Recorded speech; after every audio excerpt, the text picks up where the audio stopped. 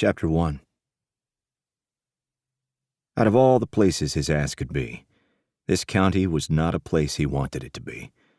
While he was sure some parts of West Virginia were just fucking lovely, this area was known for hillbillies, white supremacists, and rednecks who thought bullets were more important than teeth. If that wasn't bad enough, it was infested with members of the motherfucking outlaw MC the Deadly Demons. How he got pulled into this detail, he'll never know. No, fuck him. He knew. He drew the short straw this time. Just like he drew the short straw last time, and every other time, when it came to this particular job. Ryder jerked the wheel of his '78 International Scout into a dark, rutted dirt driveway, surrounded by high weeds. After a few seconds, his headlights bounced off an old farmhouse that was lit up from the inside. At least the shithole had electricity. He pulled his Scout up to a line of Harleys parked across the uncut grass and sat staring at the rundown hovel for a few seconds as he braced himself for what was to come. Letting a searing curse rip, he shut off his beloved vehicle, yanked the keys from the ignition, and shoved open the driver's side door. After climbing his tense body out, he jammed his keys deep into his jeans pocket, locked the door, and slammed it shut. The weight of his Glock 45 and its holster hidden under his jacket, along with his tactical knife hanging on his hip, at least gave him a little reassurance since he was walking alone into this den of vipers. Worse, he wasn't even sneaking in. He was strolling right through the fucking front door. He stalked to the rickety porch steps, then carefully picked his way up the rotting boards. Ignoring the handful of drunk demons hanging out on the slanted front porch drinking beer and smoking dope, he pushed his way past them through the wide-open door of the house, amid shouts of, "Who the fuck are you? Who's that motherfucker? What the fuck?" If he cared, he'd be asking them the same questions. But yeah, he didn't give a fuck who those wasted, washed-out, beer-bellied bikers were. Once he stepped inside, he paused to inventory his surroundings and get his bearings. To say this house was bad was an understatement. It wasn't only a complete fucking shithole. It smelled like one, too. A tweaked-out, half-naked chick sat on the filthy floor of the hallway, the wall barely holding her ass upright. He nudged her with his boot to get her attention, since she was totally spaced. She might have been pretty once, but her bloodshot eyes, long, stringy, unwashed hair, and hollowed-out cheekbones did nothing for her now. "Looking for a woman," he grumbled. She managed to straighten herself up some more, raking her glazed eyes down his body and running her fingers through her hair, as if that would improve the rat's nest on her head. "Found her?" Yeah, no. He'd prefer eternal celibacy than to stick his dick in anything like her. He lifted his hand to about mid-chest. About yay high. Long, dark blonde hair. Pretty blue eyes. Ain't all bones like you, though. Got some meat on her. Did she ever? The bitch had it all in the right places, too. A bit of a stupid fuck. Because that was the goddamn truth. She had been making way too many stupid decisions lately, and tonight was another one in a long list of them. "Slash is slit." Slash. His jaw got tight. That wasn't the first time he heard that name, but it was sure as shit going to be the last. "Where's he at?" She lifted a finger that had one spot of black nail polish left in the center. The rest looked like it had been picked or chewed off, and pointed to the ceiling. "Probably up in his room. Said I couldn't join him when they walked past." Thank fuck for that. Ryder lifted his chin in thanks and pushed past her, even though she reached out to grab his leg and gave a disappointed, "Hey, I could be your woman tonight." "Next time." He threw over his shoulder, as his balls shriveled up into his body to hide. At the end of the hall, full of peeling wallpaper and water stains, he bounded up the stairs. Hitting the top landing, he tilted his head and listened carefully. It was difficult to hear shit since what sounded like a stereo blasted somewhere outside, as well as another stereo blasted inside but with a different song. Even so, he held his breath, stilled every muscle, and listened anyway. Above the den, a female giggle came from 2 doors down, one that was closed with light spilling out from underneath it. In a couple of long strides, he was in front of it. With a lift of his boot, He kicked the door with all the power he could muster, causing it to splinter and crash against the wall as it swung hard. His eyes landed on the mattress that sat in the middle of the floor. Looked like Slash was a busy boy. A naked man with shitty tattoos and long black hair sat up in surprise, and the two women in bed with him didn't even notice the interruption. No, they didn't. They were still going at it with each other, one on top of the other, kissing, fingering each other's pussies and pinching each other's nipples. What the fuck? The one he was searching for was on the bottom, her normally pretty blue eyes closed, moans and groans coming from her as the fingers being plunged into her cunt sped up. Jesus fuck. Normally this shit would get him rock hard. Right now, he wanted to fucking puke.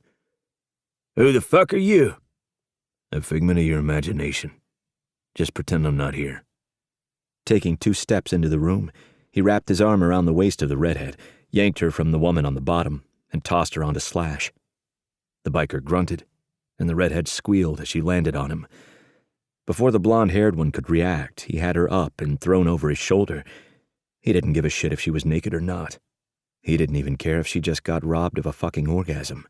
She wasn't lying in that bed or staying in that house one more second. "Hey," came the very intoxicated, very loud complaint. "Shut the fuck up," he growled. Making sure he had a good grip on her, he turned on his heels and strode toward the door. "Hey, where you taking me?" He tightened his jaw so he wouldn't snap the fuck out on her and headed down the dark hallway. "My clothes." He didn't give a shit about her clothes. She should have thought about them before she took them off. "Hey, can't do this." The fuck he couldn't. He was only following orders. He certainly wasn't there because he wanted to be. Fuck no. And this was the last fucking time he was doing one of these details for Diesel. The very last fucking time. As soon as he could find a safe place to pull over, he did so. He checked the rearview mirror one more time to make sure none of those demons were following them. Though that wasn't much of a worry, since apparently Kelsea was Slash's slit, and no MC he knew of took care of their women like the Dirty Angels. He was also sure the deadly demons wouldn't give their right nut for Kelsea, which was once again why he had a naked woman passed out in his passenger seat. He wanted to pull her out and take a fire hose to her to clean off all the filth from that house, Slash and whoever that other skank was who was fingering her and shoving a tongue down her throat. That shit had turned his stomach. Not because he didn't like a little girl-on-girl action. What heterosexual man didn't? He just hadn't wanted to witness it with the pain in the ass sitting next to him. Princess Pain in the Ass was currently pressed against the passenger side window, her long hair covering her face, and the only thing holding her upright was the seatbelt, which was cutting in between her naked tits. Luckily, he'd had the aftermarket 3-point seatbelt installed when Jag Jameson restored his Scout. Otherwise, she'd be lying in a pile on the floorboard. His nostrils flared with annoyance. "You awake?" He didn't miss the slight movement. She was fucking awake. "No," came the slurred answer. A muscle popped in his jaw as he shoved his shifter into neutral and set the e-brake. They were on a quiet, dark back road somewhere between West Virginia and Kentucky. Since they had about a 4-hour drive to their destination, her remaining naked the whole way just wasn't going to work for him. So, he needed to do something about that little problem. Plus, he wasn't sure if Slash's DNA was leaking all over the seat. If so, that shit would put him over the edge. While his boss sent him to save his cousin, if she was taking Slash's dick without a condom, Diesel might have to save Kelsea from Ryder. And worse, he'd have to burn his passenger seat, which would be a sin since he'd paid a pretty penny to have it reupholstered. With a curse, he pulled the keys from the ignition. Shame he didn't trust her not to take off with his vehicle and leave him stranded on the side of the road by a lonely stretch of woods. He shoved open his door and slammed it shut once more after unfolding his ass from his Scout. He hated taking his anger out on his baby, but he either did that or on the woman he wanted to strangle. Though calling Kelsea a woman was a stretch, since she'd been acting like a petulant child for the past year or so. He knew why, but right now, he didn't give a shit. It was getting old, and she was pushing away the people who loved her. He dug around in the back of his truck until he found his survival kit and located aspirin and a silver emergency blanket. He also grabbed a large bottle of water from the supply he kept in the back. Once he had everything he needed, he went around to the passenger side door, yanked it open, and unhooked her seatbelt, letting her tumble out of the truck onto the grass of the pull-off. "Hey!" she yelped as she landed in a naked heap. He tossed the blanket at her. "Wrap this around you, and make sure you keep it so your cunt isn't in direct contact with my seat." She slowly rolled herself over and sort of sat up. "Why are you worried about that old thing?" "That old thing? That old thing is worth a lot more than you right now, darling. No fucking joke. Wrap that blanket around you before a tick bites your snatch, and get your ass back in my truck, or I'll leave you here for a coyote's breakfast." He wasn't sure if it was the threat of a tick or a coyote that got her moving, but she finally did. When she struggled to get the thin mylar blanket around her, he lost his patience and helped her, doing his best not to touch her. He was done touching her. It was bad enough when he had to carry her naked ass out of that hellhole and toss her into his truck. Until she showered in Lysol or bleach, he wasn't taking any further risks. He wasn't getting hazard pay for this job. In fact, his ass might get fired with what he had planned. Once they got to the cabin, he'd call Diesel and tell him the details. Until then, he was putting a few 100 miles between him and Dee's massive fists. "Get in the truck," he muttered once she got to her feet. Watching her wobble back and forth a couple of times made him realize she wouldn't be able to get her ass in his truck under her own power. Fuck. Holding his breath so he didn't have to inhale her stink, he bent at the knees and picked her up before planting her now covered ass back in the passenger seat. He latched the seatbelt back around her, then tossed the bottle of water in her lap and held out his hand with 3 aspirins. "Take these, drink that, and shut the fuck up for the next few hours." Before she could respond, he slammed the door shut and jogged around the front of his Scout and climbed back in. He waited until she downed the aspirins and chugged a good amount of water before turning the key and coaxing his baby into first gear. Within 5 minutes, her head was back resting against the passenger side window, and she was asleep. With a sigh, he found a country station and turned that shit up until he could no longer hear her god-awful snoring. He might as well be in an underground den with a hibernating grizzly as loud as she was.